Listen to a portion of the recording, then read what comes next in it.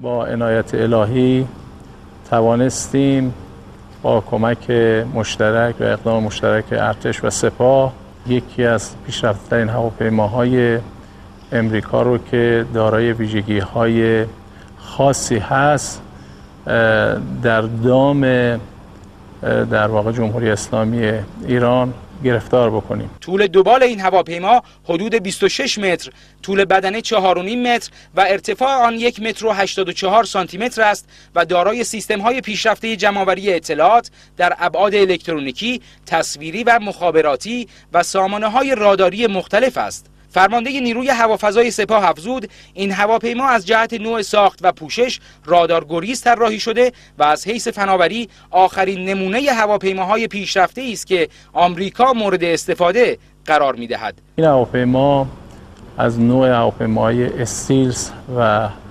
رادارگریز هست. این فناوری دقیقاً فناوری است که در هواپیماهای B2 و F-35 استفاده شده. سردار حاجی زاده افزود هدایت این هواپیما توسط ماهواره و همچنین ایستگاه‌های زمینی در افغانستان و آمریکا صورت می‌پذیرد. امکاناتی که در داخل این هواپیما وجود داره هم از دوربین‌های پیشرفته، رادارهای SAR که در واقع در همه گونه شرایط جوی قادر هست تصویر تهیه کنه و زمین رو اسکن میکنه.